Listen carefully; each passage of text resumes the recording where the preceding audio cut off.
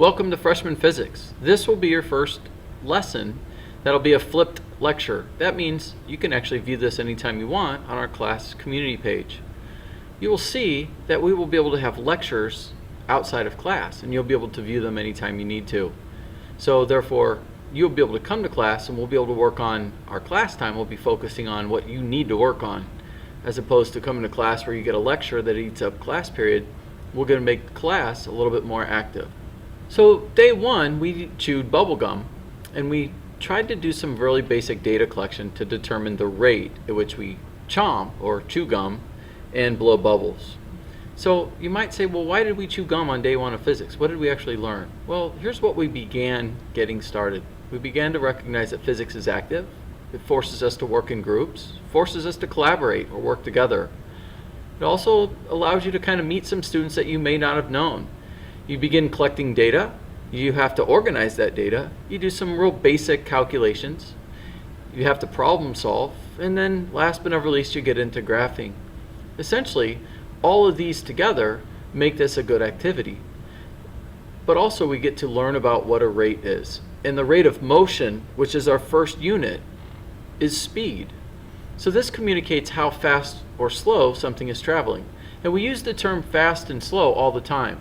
And really that just means the rate at which something is taking place.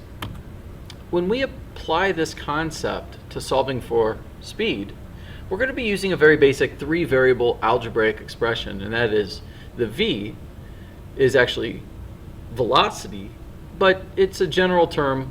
For now, we're going to call this v here speed. Speed is equal to the distance divided by time.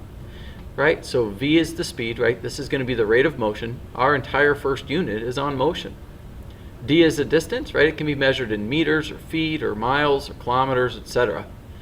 And time, t. This is a unit of time that can be measured in seconds, minutes, hours, or days. And last but never least, when we begin graphing, and this is the important part here. It's important that we learn to graph properly and appropriately. So how do we make a graph? Well, we need to decide on what variables to put on the axes. The independent variable, which is our x-axis, and the dependent variable is the y-axis. Now these are going to be significant here. When we start talking about our x-axis here in this example graph, time goes on our x-axis. Therefore position, right, measured in meters, so time's unit of measurement is in seconds, where position's unit of measurement is in meters.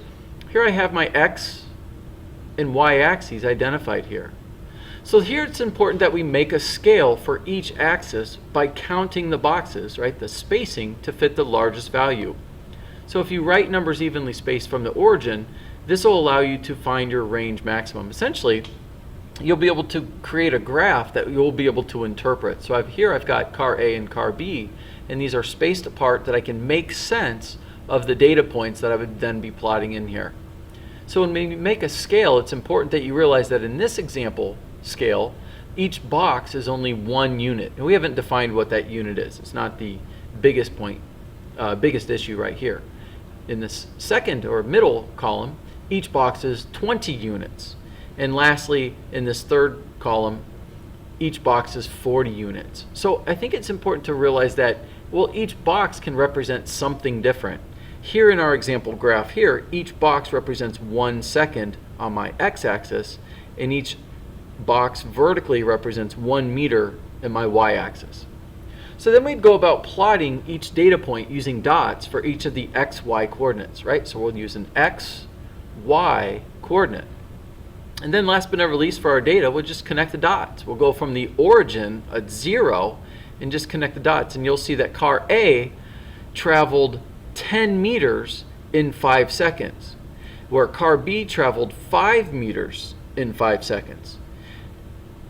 Number 5 says you'll need to make sure you create a title and write a summary statement on or near the graph. Well, here this is just generically called the position time graph.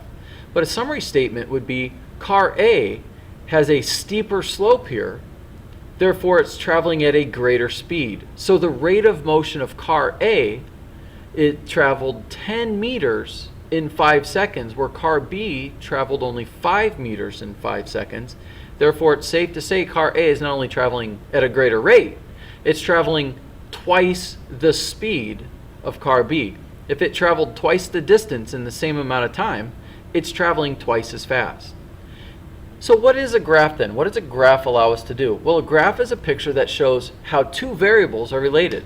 Graphs are much easier to read than data tables of numbers, so they're often used to display data collected during an experiment. This is going to be our first unit. Is going to involve rates. The rate of motion is going to be speed. We're going to be able to graph the different data points, and then we'll be able to make sense of them.